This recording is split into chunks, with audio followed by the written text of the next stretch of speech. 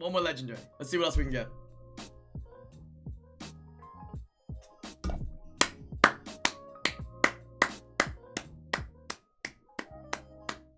Literally, this is the 15th or 16th one I've pulled in the last 2 days. I can't pull any other one, but I can pull this one. And this is actually the best one from both families and all elements.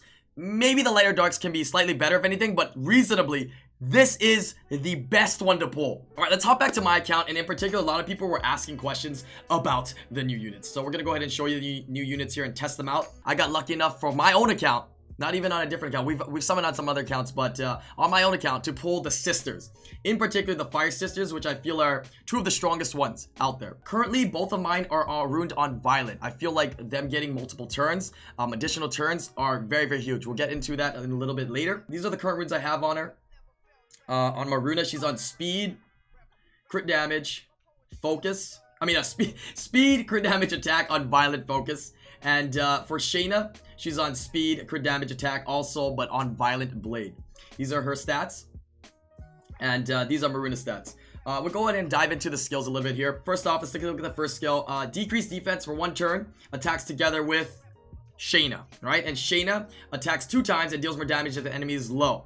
Attacks together with the Boomerang War on the opposing turn. So when one moves, the other will also use a basic attack. Boomerang Crush, skill 2. Attacks all enemies and stuns them for 1 turn with a 50% chance. With skill ups, it gets reduced to 3 turns, and you also get 10% more chance to stun, which is decently nice. 60% chance to stun is okay. It's decent. And the last skill, which is actually pretty interesting here. 4-turn skill that AoE stuns, and I'm sure has a higher multiplier than Boomerang Crush. It's also guaranteed to stun if you have Shayna there.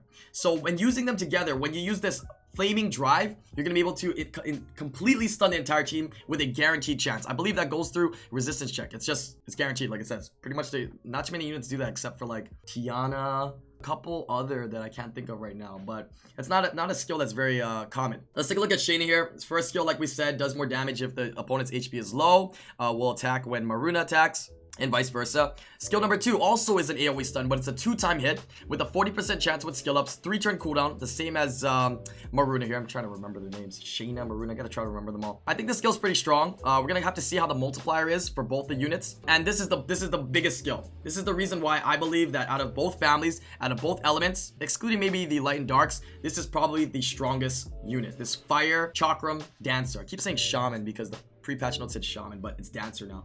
Fire, Chakram, dancer, because you're able to decrease defense on every hit, as well as if your opponent has a harmful effect, you're going to decrease their attack bar by 15%. And also, whenever you move, you're also going to bring in the Boomerang Warrior. She's going to have the added effect of also decreasing the attack bar. So effectively, you can decrease your opponent's attack bar by 30%, which is very, very nice. We're going to test her out here in TOA to see some of the damage that they do on the current stats that they have, as well as we're going to bring them into DB10 and GB10. Oh, actually, maybe not GB10, because GB10 is water element, right? We'll bring it in and do some DB10 runs and NB10 runs to see how they fare. I'm actually curious of their damage. I was not able to test out their damage yet. Oh!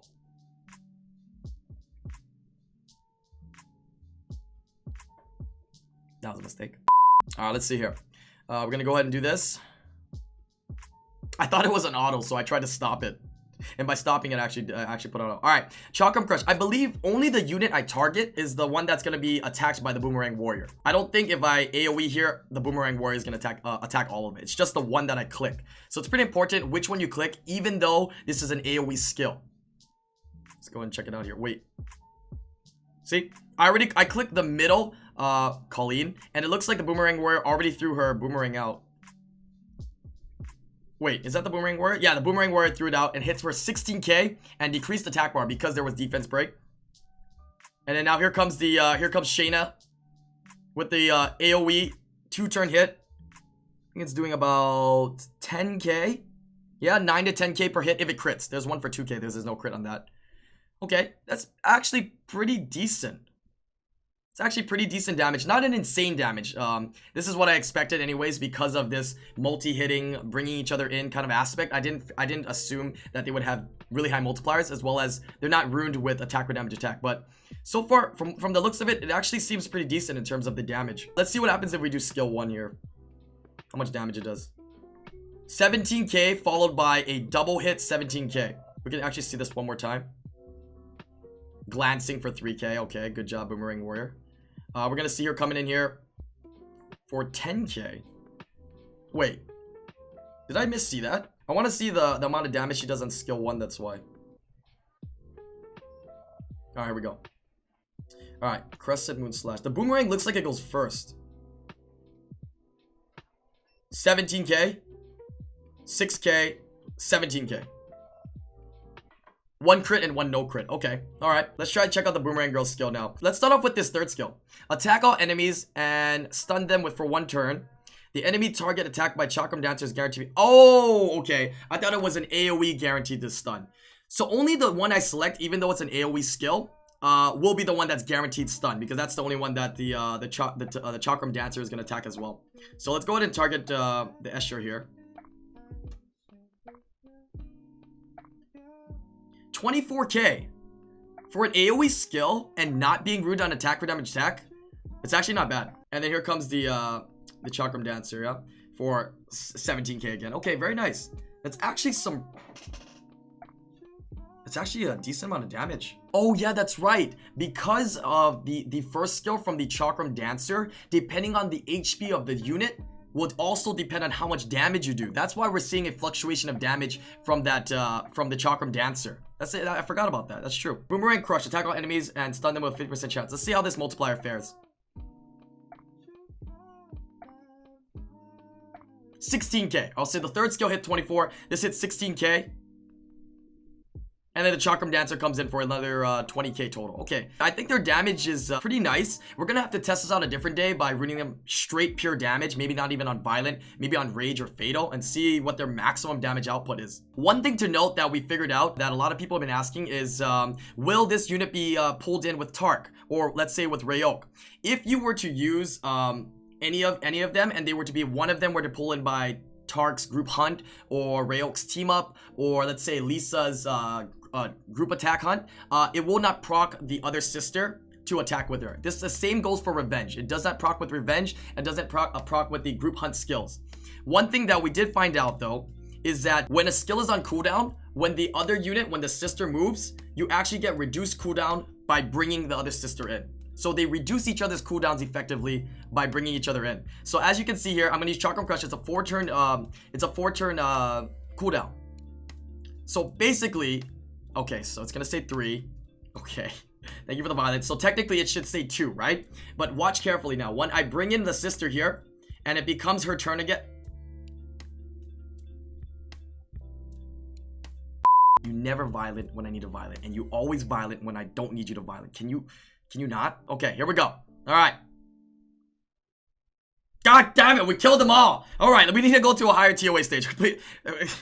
This is better. All right, I got it. We won't do defense break. There we go. All right, so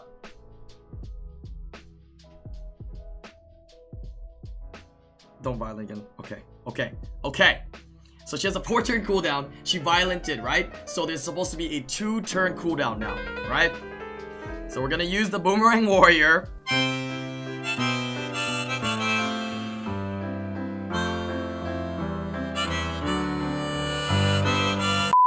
Come to us. I'm trying to show your monsters. Come to us. Okay. So because we brought her in and reduced her cooldown, she has 1 turn remaining, okay? But since we're gonna bring her in again for a second time, she should have no cooldown and she should have her second skill up again. Can we see that though? Okay. See? Look, as you get, okay, you get the point, okay? If one brings the other in, you're gonna reduce the cooldown. If the other brings the other one in, you're gonna reduce the cooldown, okay? Just believe me, okay? You can see it here. You know what? Let's move on to the next part of it, of this now. We're gonna go ahead and test out them in DB10. Very standard speed DB10. The most core units for that team is always gonna be a Verd, a Tark, and a Galleon. So we're gonna bring them in as damage dealers for this speed DB10 and see how they fare. God, chat. We got wrecked by RNG. Like, such good RNG. Feels bad, man. Oh my god. Alright.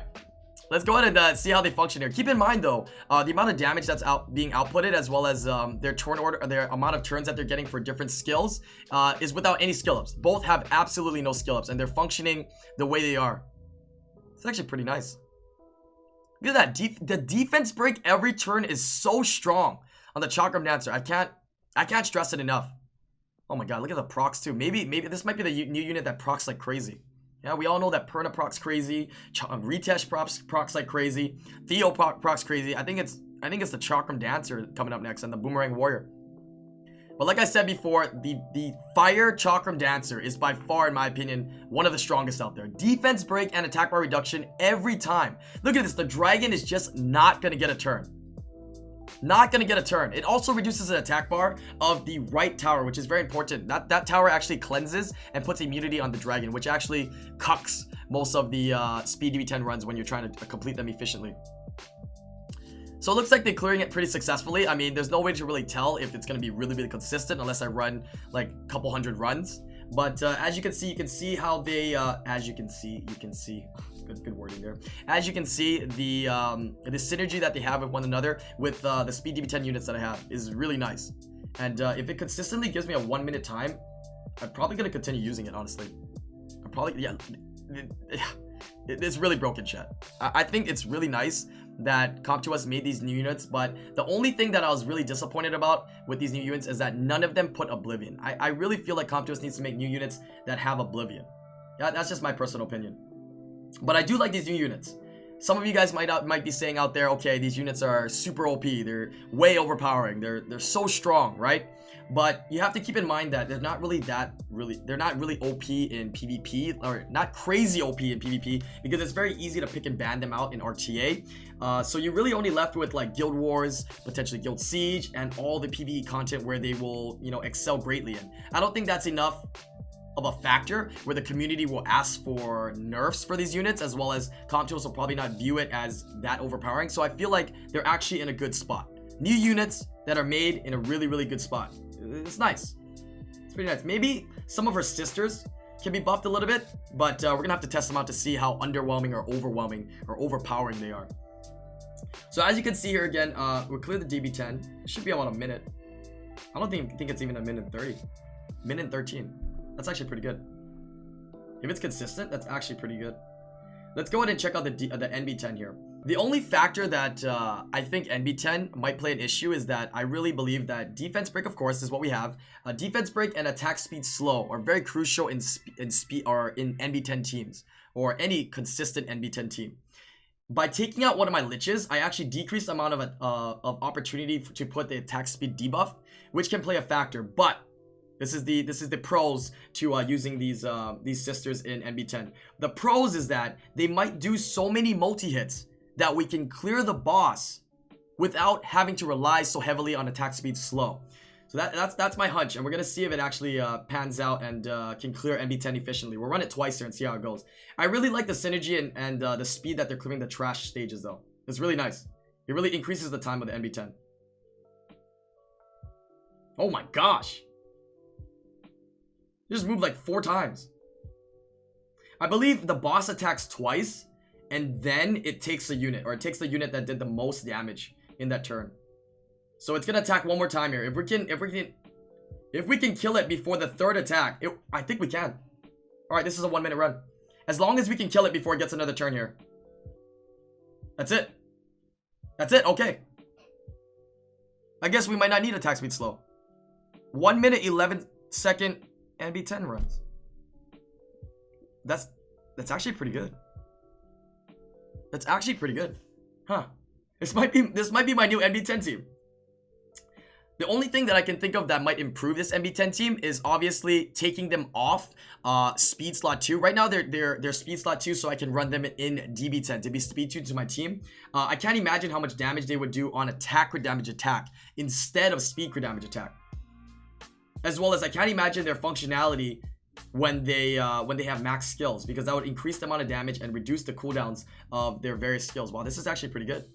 Wow. Yeah, no skill ups. Absolutely no skill ups. Interesting. Yeah, because they're clearing the trash waves very quickly, like literally 30 seconds. Half the dungeon is the boss and half the dungeon is the trash waves, which is pretty nice. It's pretty quick. Goes really well with the Lucian, because the Lucian takes away one stage and they really help out to clear the other stages. That's so nice. It's really dependent though if they can kill before the 3rd hit. That's the 1st hit already. I don't know if we're gonna make it through this.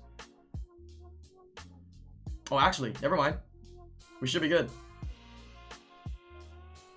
There we go. All right, second hit's gonna hit us now. We have to kill it before the boss hits the third time. Are we gonna do it? Oh my god, we did it. Okay. Oh my gosh. All right. So I think we've proved that, you know, well, we're gonna assume that they're actually decent from the tests that we've done so far. These units are actually very nice, especially in PvP aspects. We'll be trying them out as the week goes on in Guild Wars and in Guild Siege, as well as potentially Arena Offense. Thank you guys, everybody on the YouTube community, for watching the video. Leave a comment below on maybe which units you have, what elements, and what you think about these Chakram Dancer and Boomerang Warriors. But we'll see you guys on the next live streamer video. I always say live video. Why do I say live? Peace out, guys. What's up, fam? It's your boy Siri. If you enjoyed the video and want to support the Hana and look fly as heck doing it, check the description because we got some kind of new merch. Woo!